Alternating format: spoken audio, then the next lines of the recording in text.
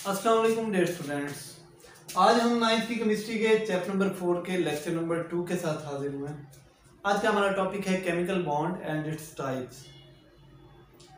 Topic से बढ़ने से पहले मॉलिक्यूल के बारे में लास्ट टाइम डिस्कस कर रहे थे कि मॉलिक्यूल क्या चीज़ है। केमिकल कम्बिनेशन ऑफ एटम्स, यानी जब एटम केमिकली कंबाइन करते हैं तो वो क्या बनाते हैं, मॉलिक्यूल। और एटम क्यों कंबाइन करते हैं इसके बारे में प्रीवियस लेक्चर हमने डिटेल से पढ़ा था। अपने आप को स्टेबल करने के लिए ऑक्टेट और डुप्लेट रूल को फॉलो करने के लिए एटम आपस में कंबाइन करते हैं। चलते हैं केमिकल बॉन्ड की तरफ। केमिकल बॉन्ड क्या चीज़ है? वो फोर्स ऑफ अट्रैक्शन जो किसी मॉलिक्यूल में दो या दो से ज़्यादा एटम्स को आपस में कंबाइन करके रखती है, जोड़ के रखती है, उसको हम क्या कहते हैं, केमिकल बॉन्ड कहते हैं। जैसे ये सोडियम क्लोराइड है, इसमें अच्छा मैं कुछ एग्जांपल्स यहाँ पे लिखता हूँ। मेरे पास है सोडियम क्लोराइड जिसको हम नमक भी कहते हैं, और दूसरे नंबर पे हमारे पास है हाइड्रोजन गैस जिसको H2 भी पढ़ते हैं, और तीसरे नंबर पे हमारे पास HCl। ये तीन एग्जांपल्स आपके सामने। अब फोर्स ऑफ अट्रैक्शन जो एटम्स के दरमियान है, या तो वो इलेक्ट्रोस्टैटिक फोर्स ऑफ अट्रैक्शन होगी कब, जब हम आयंस की बात कर रहे हैं, पॉजिटिव और नेगेटिव आयन, यानी पॉजिटिव और नेगेटिव आयंस की बात कर रहे हैं, आयनिक कंपाउंड की बात कर रहे हैं, तो फोर्स ऑफ अट्रैक्शन किस वजह से होगी, वो उस फोर्स ऑफ अट्रैक्शन को क्या कहेंगे, इलेक्ट्रोस्टैटिक फोर्स ऑफ अट्रैक्शन। अगर हम सेम टाइप या डिफरेंट टाइप ऑफ एटम की बात कर रहे हैं तो हम कहेंगे कि वो फोर्स ऑफ अट्रैक्शन किस वजह से होगी, शेयरिंग ऑफ इलेक्ट्रॉन की वजह से। जैसे हाइड्रोजन और हाइड्रोजन है, इन दोनों ने अपना एक एक इलेक्ट्रॉन जो है वो शेयर किया हुआ है। इस तरह से हाइड्रोक्लोरिक एसिड है, इसमें हाइड्रोजन और क्लोरीन ने अपना वैलेंस इलेक्ट्रॉन क्या किए हुए, शेयर किए हुए। तो जो शेयरिंग की वजह से होगी वो सेम टाइप या डिफरेंट टाइप ऑफ एटम में होगी, और जो इलेक्ट्रोस्टैटिक फोर्स ऑफ अट्रैक्शन है वो आयंस के अंदर पाई जाएगी।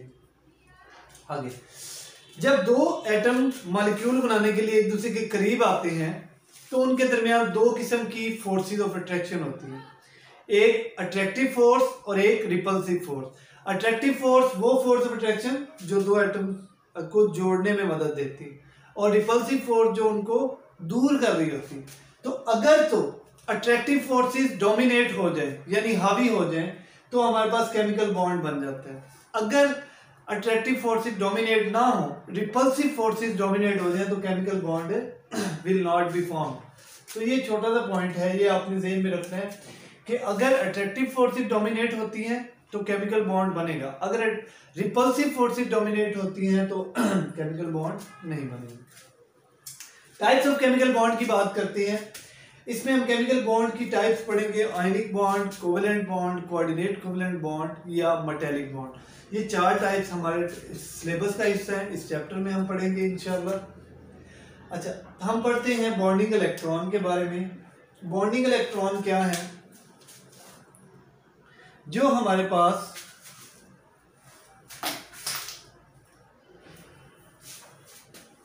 बॉन्डिंग इलेक्ट्रॉन कौन से होंगे? वो इलेक्ट्रॉन जो केमिकल बॉन्डिंग में हिस्सा ले रहे हैं। वैलेंस इलेक्ट्रॉन जितने भी हैं वो केमिकल बॉन्डिंग में हिस्सा ले रहे हैं, उनको हम क्या कहेंगे, बॉन्डिंग इलेक्ट्रॉन। जैसे क्लोरीन है, इसके वैलेंस शेल में कितने इलेक्ट्रॉन, 7 इलेक्ट्रॉन होंगे। तो ये सारे क्या कहलाएंगे, ये क्या कहलाएंगे, ये बॉन्डिंग इलेक्ट्रॉन है, क्योंकि ये केमिकल बॉन्डिंग में हिस्सा ले रहे हैं। या वैलेंस इलेक्ट्रॉन जो केमिकल बॉन्डिंग में हिस्सा ले रहे हैं उनको हम क्या कहेंगे, बॉन्डिंग इलेक्ट्रॉन। जैसे ये इसका क्लोरीन का एक इलेक्ट्रॉन जो है, 2 3 ये क्लोरीन का एक इलेक्ट्रॉन जो है, फॉर एग्जांपल मैं कहता हूँ ये सोडियम के एक इलेक्ट्रॉन के साथ जो है वो पार्टिसिपेट कर रहा है, तो ये क्या करेगा, ये बॉन्डिंग इलेक्ट्रॉन कहलाएगा। ठीक है। या मैं ऐसे कह सकता हूँ हमारे पास HCl है, इसमें वैलेंस शेल में 1 इलेक्ट्रॉन, क्लोरीन में 7 इलेक्ट्रॉन है, 1 2 3 4 5 6 और 7। ये इलेक्ट्रॉन जो है ये हिस्सा ले रहे हैं केमिकल बॉन्डिंग में, इनको क्या कहेंगे, बॉन्डिंग इलेक्ट्रॉन। अब चलते हैं आयनिक बॉन्ड की तरफ, जो हमारा टॉपिक है मेन आज का। आयनिक बॉन्ड क्या चीज है इसके बारे में हम डिस्कस करते हैं। हमें बताया कि ये पीरियोडिक टेबल का जो ग्रुप 1 के जो एलिमेंट हैं और जो ग्रुप 2 के एलिमेंट हैं, ग्रुप 1 के जो एलिमेंट हैं उनमें हमारे पास आ जाता है हाइड्रोजन, लिथियम, ये ग्रुप 1 के element, hydrogen, lithium, sodium, potassium, rubidium, caesium और फ्रेंशियम। इनके वैलेंस शेल में कितने इलेक्ट्रॉन होंगे? इनके वैलेंस शेल में 1 इलेक्ट्रॉन होंगे। ग्रुप 2 के जितने भी हमारे पास एलिमेंट हैं उनके वैलेंस शेल में कितने इलेक्ट्रॉन होंगे? 2। हमने क्या पढ़ा हुआ है कि अगर वैलेंस शेल में 3 या 3 से कम इलेक्ट्रॉन है तो वो क्या करेगा? इलेक्ट्रॉन डोनेट करेगा, इलेक्ट्रॉन को लूज करेगा एटम, और वो क्या बन जाएगा? Electro positive. क्या बन जाएगा? इलेक्ट्रो पॉजिटिव बन जाएगा। इसी तरह से हमारे पास ग्रुप 15 से लेके 17 तक, ग्रुप 15 से 17 तक हमारे पास ग्रुप 15 से लेके 17 तक, 15, 16 और 17, ये जो 3 ग्रुप हैं इनके वैलेंस शेल में 5, 6 और 7 इलेक्ट्रॉन होंगे। आपको मैंने ये भी बताया था कि अगर वैलेंस शेल में 5, 6 या 7 इलेक्ट्रॉन है तो वो क्या करेगा? इलेक्ट्रॉन को गेन करेगा और वो क्या बन जाएगा? इलेक्ट्रोनेगेटिव एलिमेंट बन जाएगा। ठीक है, इलेक्ट्रो पॉजिटिव और इलेक्ट्रो, तो वो केमिकल बॉन्ड जो इलेक्ट्रो पॉजिटिव और इलेक्ट्रोनेगेटिव एलिमेंट्स के दरमियान पाया जाए उसको हम क्या कहते हैं? आयनिक बॉन्ड कहते हैं। इलेक्ट्रो पॉजिटिव और इलेक्ट्रोनेगेटिव एटम्स या एलिमेंट्स के दरमियान हो उसको हम क्या कहते हैं? Ionic bond. इसकी क्या डेफिनेशन होगी? The bond which is form due to complete transfer of electron from one atom to another. ऐसा केमिकल बॉन्ड जिसमें एक एटम से इलेक्ट्रॉन मुकम्मल तौर पे दूसरे एटम में ट्रांसफर हो उसको हम क्या कहते हैं? Ionic bond. अब वो कहते हैं, इसकी सिंपल एग्जांपल है सोडियम क्लोराइड की। कंप्लीट ट्रांसफर से क्या मुराद है हमारे पास? कंप्लीट ट्रांसफर से क्या मुराद है हम पढ़ते हैं इसको डिटेल से।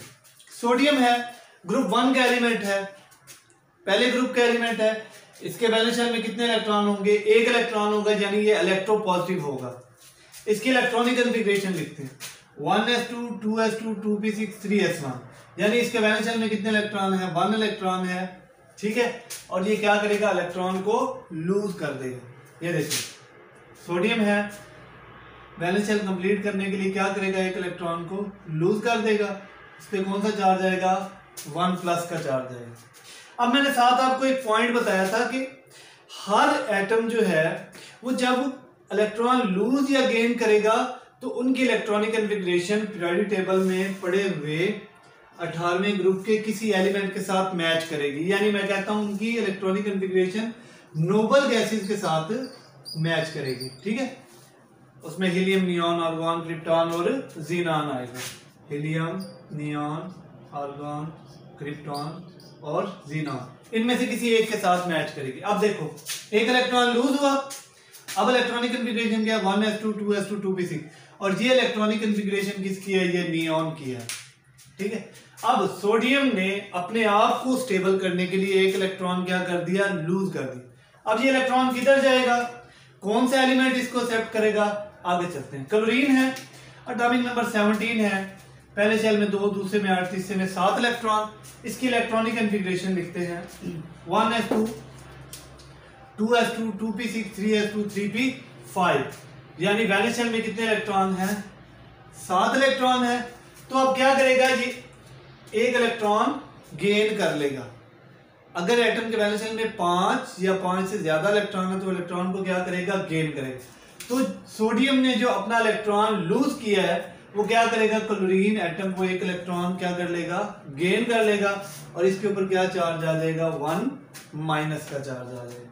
ठीक है, अब इसको हम इलेक्ट्रॉनिक कॉन्फ़िगरेशन लिखते हैं। इलेक्ट्रॉन गेन करने के बाद की electronic configuration 1s2 2s2 2p6 3s2 3p6।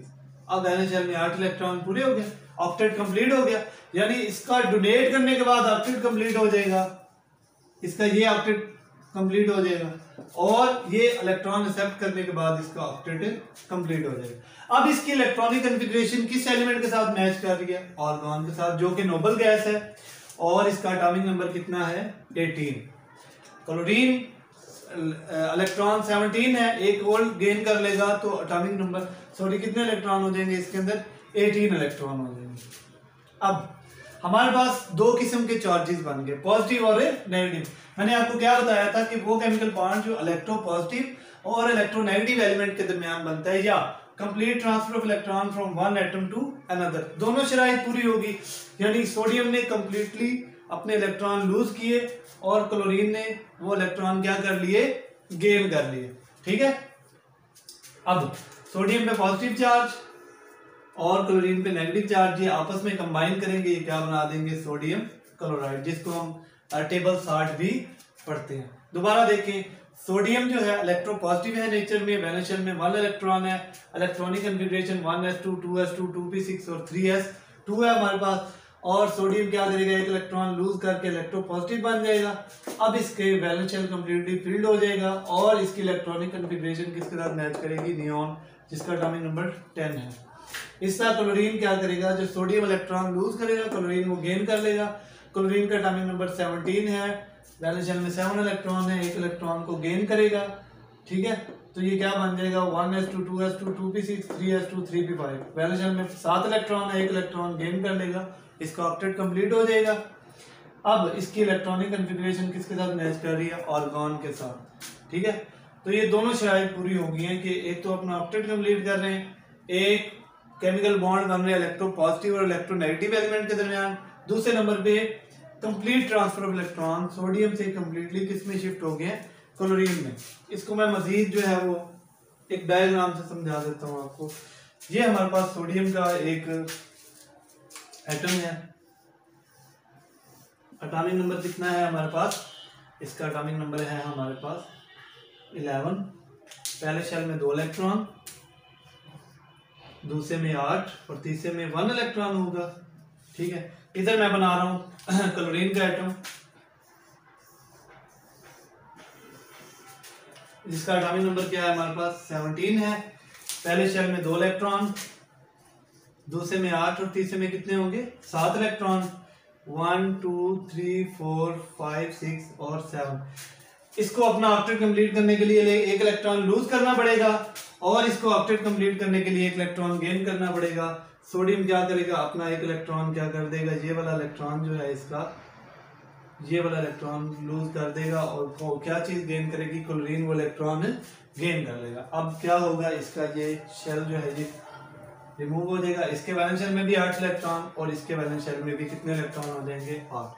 तो इस किस्म का जो बॉन्ड होगा उसको हम क्या कहेंगे, आयनिक बॉन्ड। और आयनिक बॉन्ड के बनने की वजह से जो हमारे पास कंपाउंड बनेंगे, फॉर्मेशन होगी कंपाउंड की, इसको हम क्या कहेंगे, आयनिक कंपाउंड। तो ये पेपर में क्वेश्चन आता है कि आयनिक बॉन्ड को एक्सप्लेन करें, एक्सप्लेनेशन इसकी आती है। और कुछ शॉर्ट क्वेश्चन आते हैं, why does sodium form a chemical bond with chlorine, sodium chlorine के साथ क्यों बॉन्ड बनाता है, क्योंकि सोडियम के वैलेंस शेल में 1 इलेक्ट्रॉन है, क्लोरीन के वैलेंस शेल में 7 है। सोडियम एक इलेक्ट्रॉन दे के स्टेबल हो जाएगा, क्लोरीन एक इलेक्ट्रॉन लेके स्टेबल हो जाएगा। इसके बाद सवाल आता है, why does sodium form chemical, why does sodium lose 1 electron and attain +1 charge, sodium एक इलेक्ट्रॉन क्यों लूज करता है और उसके ऊपर +1 क्यों चार्ज आता है।